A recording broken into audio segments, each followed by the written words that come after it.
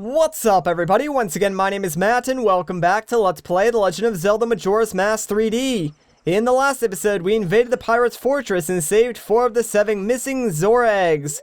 In this episode, we're going to find the remaining 3, but to do that, we actually need a pictograph of one of the female pirates, which I totally forgot to grab while we were inside the fortress, despite even talking about it. But it's really not that bad of a thing, because a few of you guys were kind of confused as to why we needed that pictograph, so I guess I'll take some time to sort of show that off, and then hopefully it'll make more sense. So, let's head inside the Fisherman's hut and check out this seahorse.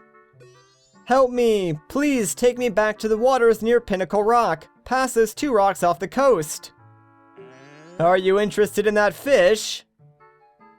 It's a rare fish, isn't it? It's called a seahorse, you don't say. I caught it swimming around here just off of Pinnacle Rock. Since it's rare, I was thinking of selling it at the town carnival, which should be starting soon. If you want it, I'll give it to you. On one condition. Do you have a pictograph of the female pirates? Well, since we don't have one, we really can't help this guy out. What's this? I guess you don't have one after all. So that event will get added to our notebook, and now we know why we need the pictograph to save this seahorse, and trust me, we will need him for something later on. Technically, I do have a pictograph of a female pirate, but it's all blurry and not that great. The all-important face. I can't see it very well. You don't get it. Maybe that's because I'm not a total creep like you are, but whatever. That guy wants a pictograph and we have the means of getting it, so we'll do his dirty work just to save that seahorse. I do apologize for not talking to that NPC sooner, but he's really not all that important in the grand scheme of things, so that's sort of why I blew him off. And I do want to put a focus on the story of Majora's Mask, but at the same time, there are a few NPCs like the Fisherman who really the only point of talking to them is just to finish up their quest. So that's sort of why I blew him off, and I was just planning on getting the picture and giving it to him without really explaining why you needed to do that. So I understand why there was a little bit of confusion, and I'll do my best in the future to try and explain things by using the game and not just doing them for the sake of completing things up a little bit faster. Anyways, now that we're back here in the fortress, let's quickly put on our stone mask, because if we're fast enough, we should actually be able to jump off this cliff and hopefully land right on this boat. There we go, perfect. And now, if we can just go to the front, we should just be able to take a nice pictograph.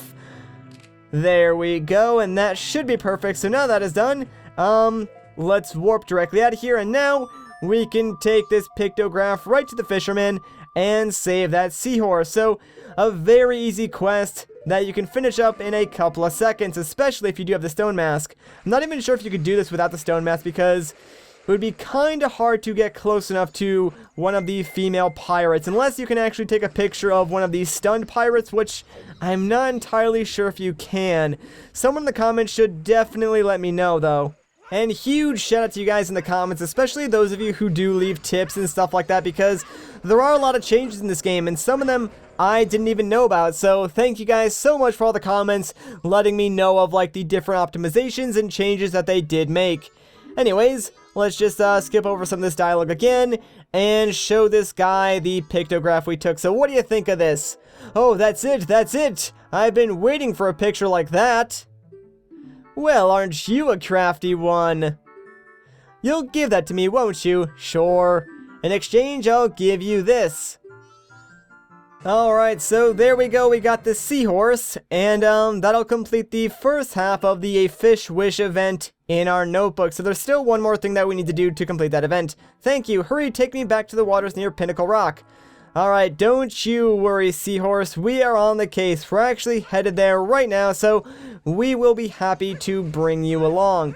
Now, Pinnacle Rock is actually pretty close by. It's actually the 2 giant rocks right in front of us, and it does seem like they're kind of far away, but trust me, they are closer than they appear. So let's try and get over there as fast as we can. I am trying to conserve magic though, because We will need a little bit of it in the next area, at least starting off, so I don't really want to use all of it right now, but yeah, as soon as we swim through these 2 rocks, guess what? We are going to be brought to Pinnacle Rock, and now we can just sink down all the way to the bottom, because there's a sign over here that I would like to read. So, what's it say? Sea snakes layer ahead. Due to the murky water, caution is advised for all who enter. Now, believe it or not, this is where our seahorse friend comes into play, so let's just let him loose and see what he says. You have strange powers, Link. I have a request for you. Please follow me. Alright, so make sure you follow this guy exactly, because this area is very similar to the haunted wastelands of Ocarina of Time in that if you stray off the path too much, you will quote-unquote get lost and then just get sent right back to the beginning, although it's kind of weird in this game because on the 3DS version, the draw distance allows you to actually see, like, the entrance to the second area from the very beginning, so not really sure how you would get lost. Like, the water is really not that murky, but whatever. Just follow your seahorse friend, and he will lead you right to the end. So there we go, we made it. Here, in the depths of Pinnacle Rock, live many dangerous sea snakes. My friend is trapped here. Link, can you please find a way to rid the area of all the sea snakes and help my friend? Oh, I've taken the liberty of marking the route we just took on that map of yours. Hope you don't mind.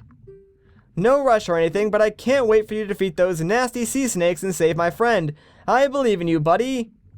Alright, well, believe it or not, this actually works out for us because the remaining 3 Zora eggs are actually in this area underneath some of the sea snakes, so we would have to kill a few of them anyways, so we might as well kill them all just so we can reunite that guy with his friend. And it's pretty simple to do. What you want to do is swim up to these caves, wait for the sea snake to come out, then just charge into it with like your super magic Zora swimmer, whatever that thing is called, and if you hit them twice, yeah, it'll pretty much kill the sea snake, and now we are free to go inside the little tiny cave and check it out. Here's actually one of these Zora eggs, so there we go. 1 down, 2 to go, baby. I think there are 5 layers in total of sea snakes, and basically if you find one of them, the other sea snake will be on the opposite side. So there's 2 per layer, essentially. So all you gotta do is find one of the caves, then go the opposite direction, and you'll find the other sea snake, and then just kill both of them, move down to the next layer, and rinse and repeat the process. Sometimes you'll find like a Zora egg, a chest, or something else. Other times you'll just find nothing. But I think this one always contains magic, so that's always a good one to take out, especially if you don't start on the bottom, because at the way bottom, there are some pots that do contain magic. So if you do run out, you can head down there to actually get them. But I'm going to try and be conservative with my magic just so I don't have to head down there and waste too much time. It is kind of tricky to control when you get around these caves because the game actually sort of like has a invisible wall while there's a sea snake inside one of these caves, so it doesn't exactly let you swim into them, so it's kind of weird to stay close to them and use like the magic swim without like bouncing off the invisible wall or getting thrown in some random direction. So try and be a little bit careful and take it kind of slow.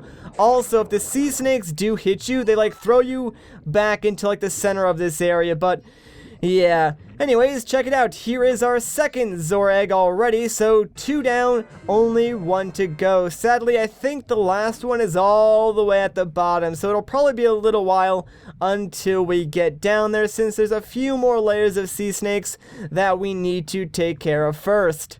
Yes, it is kind of a shame that like this area is a lot slower on the 3DS version, mainly because you do need to worry about conserving your magic, and it does control kind of weird near these caves. I will say that this area was a lot easier on the N64 version just because you didn't have to worry about your magic, and hey, there's a chest down here. I wonder what's inside. I'm pretty sure it's just rupees. And yes, indeed, I was right. Oh, and yeah, our wall was already maxed out, so that was like completely a waste, but doesn't really matter considering I guess we don't really need rupees right now anyway, so I'm not too upset about losing 20 of them. Anyways, I believe we're on the 4th layer right now, so after we kill this guy, there should only be one more layer left. There we go, get out of here. And he was just guarding, like, one pot. I'm pretty sure there's nothing even in here. Oh boy, a heart, guys. We definitely needed that. Alright, so we should be going to the last layer now. Yes, indeed we are, which means we should find the last Zora egg somewhere down here. Hopefully it's in this cave. Just get out of here, sea snake. No one likes you. And hey, there it is. I actually did pick the right cave. Awesome. So you know what, friend? You need to die, please. Thank you very much. And now I am free to grab this last egg. And after we do, there is only one more sea snake that we need to kill, provided I didn't miss one, but I'm pretty sure I got them all. So there we go, all 3 Zora eggs. We are done in that regard. And I'm pretty sure I mentioned this before, but yeah, all the pots down here actually do contain magic. So if you do run out, just come all the way down here and fill yourself up. Anyways, let's get over to this final sea snake and give him the work. So come on, buddy, I ain't afraid of you. Yeah, that's what I thought. And hey, check it out. There is the other seahorse. So we've done it, guys. We cleared out all the sea snakes and reunited the 2 friends. Aw, how sweet is that? Reunited and it feels so good. Let's talk to them. Thank you, Link. This is a symbol of my deepest gratitude. And he gives us a piece of heart for reuniting them. Hooray! And that will complete the A Fish Wish event in our notebook as well. Fantastic. So now we are finally done in this area. So you know what? Let's break out the guitar and play the Song of Soaring. I think this is actually something new that they added to the 3DS version, being able to use your guitar underwater. I think someone told me that, but I'm not entirely sure if you could do that in the N64 version or not. So I'm just gonna say that it's a new feature, and yeah, it's kind of useful. Anyways, let's just go back inside the lab, because guess what, guys? It's that time again. Time for the most exciting part of the episode. Not as exciting as in the last episode, because we only have 3 bottles with eggs in them this time instead of 4, but it's still gonna be pretty dang exciting. So get on the edge of your seat, guys, because here we go. We're gonna empty out some bottles into this aquarium. Heck yeah, man. I mean, just look at that, dude. It's so riveting, is it not? Like, I'm gonna be sad when this is over, because nothing else will ever compare to this. It's just like the height of pure adrenaline and excitement and everything like that. But, no, I promise something cool will happen after we finish dumping this last egg. So, there we go, man. That is all 7 eggs. Good, all of the eggs have been brought together. It's going to start quick. Come to the front of the aquarium. Alright, man. Let's see what happens. All our hard work is about to pay off, because, check it out. The eggs are hatching. Aw, look at all the babies, Zora. They're so adorable, just swimming about in their tank. What are they doing, though? I have no idea. Look at this. What does this mean? What in the world could this mean? I've got it. Don't you understand? The way these Zora children have lined up, it means what? Are you not gonna tell me, dude? Come on. Don't you have some kind of instrument? Oh, yeah, I do. So let's break out the guitar again and see what happens. We get the opportunity to learn this song. So let's play it, baby. And this is actually a really, really cool song. So there we go. By playing the same notes that these Zoras are aligned in, we have learned the new wave Bossa Nova. It's actually one of my favorite Ocarina songs. I think a lot of people like this one because it's got a really unique vibe to it, and it's really cool. And oh my gosh, what is that guy doing with his arms? Holy crap, dude, he's going insane. Like, look at him, dude. Oh man, you need to calm down, man. You are about to give yourself a heart attack, dude. Just chill out. But there we go, we learned the new wave Bossa Nova. It's the melody taught by the Zora children that invigorates singing voices. Yes, it's that instrument. If these Zoras were born to teach that song, then hurry. You must play this song for the Zora who laid these eggs. Alright, dude, I'm on it. Just calm down with your arms. They're about to fly off or something. Anyways, before we leave, let's actually check out this tank because that's a big fish. I bet that thing could eat a small fish in a single bite.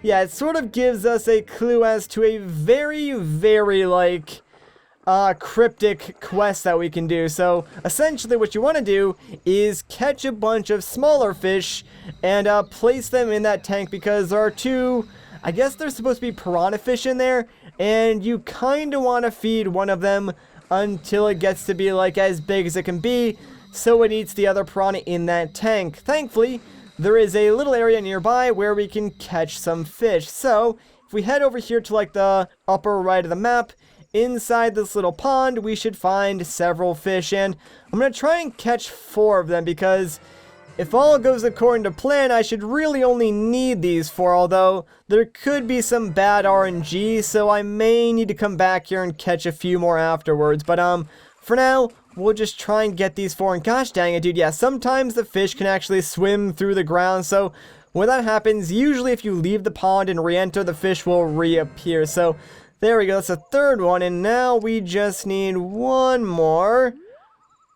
And there it is. Alright, come on, dude. Get in my bottle, please. This is a very bad way to fish. Like, this is not efficient at all. No, please do not swim under the ground. Gosh dang it. Alright, you need to get in my bottle, dude. Come on. I swear, this is so annoying. There we go. Finally. Alright, so now that we have all 4 of these fishes, hopefully we will not need to come back here and collect any more, but like I said, it's kind of up to the game at that point, so hopefully the RNG is in our favor. Let's just quickly swim back to the lab and feed those piranhas, shall we? Gosh dang it, dude, I was trying to be cool and, like, you know, do the dolphin dive onto land, but still have not mastered that yet. Let's actually try it again over here, and maybe I can land on top of this thing. And that did not work at all. Sweet. Awesome. Good to know that I am still trash at that. Oh well, whatever. Not a big deal. Anyways, get pumped, guys, because guess what? It's time to dump more stuff out of our bottles. I know, you guys just love this, don't you? But, believe it or not, there actually is a trick to this. So, you kind of want to be quick because, after you dump out a fish, the game actually does give you a couple of frames where you can, like, select another item. So if you're quick enough, we should be able to dump out all 4 of our bottles. And normally if you do that, it gives you a higher percent of one fish eating all 4 of them instead of them getting split up between, like, 2 other fish. So hopefully that is the case, and just one of these guys will end up eating all of the fish, because that's what we want to happen. And gosh dang it, of course we get bad RNG. So you know what, now I do need to go and catch more fish. Not sure how many though, so let's see what this plays out. Alright, so best case scenario I need 1 fish, worst case scenario I need 3. So you know what, I'm gonna go and catch more fish, and I'll see you guys back here. Alright, so I caught 2 fish, and hopefully this works out for us. So I'm just gonna, like, dump them both instantly like I did last time, and just hope for the best. I really, really hope I don't need to go back and get more fish after this. I really shouldn't, though. And hey, it worked. The big fish got the 4th one, and now he's actually going to eat the other piranha. So now he's the largest fish in the tank, and he gives us a piece of heart. Yeah, I guess he really did not like the other piranha that was in that tank. So that completes the Fishy Friends event, although I really wouldn't call those 2 friends, but whatever, we got a piece of heart from it, and that completed our 11th heart container, so I'm pretty happy about that. But now that that is done, there's actually one more thing that I would like to do, and this is something that we couldn't have done without the Zora mask. So now that we have this, let's make our way back into Termina Field. Let me actually grab my bunny hood and the bomb mask real quick, since I will need both of those. Well, not really the bunny hood, but it does make traveling a lot faster, and we can dodge these levers a little bit easier. But yeah, you just want to go back to Epona basically, and travel back to Termina Field the same way you came to Great Bay Coast, because it'll actually be faster that way. Like, you could teleport to Clocktown and you know, go the exact same way back towards Great Bay Coast and just not jump over the fence. But yeah, if you just go back from Great Bay Coast, all you gotta do is jump over this fence and you're pretty much there. So let's get off opponent now because right over here is actually a rock. So let's just blow this up real quick. And well, wouldn't you know it, there's a cave underneath it. So what you want to do in here is transform into a Zora, then lock onto one of these like underwater Deku Babas. They might actually have a different name. Not really sure what that is. Doesn't really matter. But yeah, just use your Zora boomerangs to take them out. And then you're going to actually want to take out your arrows and shoot the beehive on the right because that's going to crash all the way down. And now if we sink down to the bottom, we can see that inside that beehive was actually a piece of heart. So there we go. Yeah, quick and easy piece of heart. Now that we got that, let's actually just get out of here. And I guess we can make our way back to Clock Town. Yeah, that seems like a good idea, I guess. There's probably something that we can do there now anyway, so we might as well go there for now. And I'm totally not just saying that because I have no idea what I want to do next. That's definitely not the case. It actually is the case. But, doesn't matter because I think this is a good place to end off the episode. So if you guys enjoyed this part, a like rating would be greatly appreciated. If you want to see more, consider subscribing. But once again, guys, my name is Matt. Thank you so much for watching, and I'll catch you in the next one.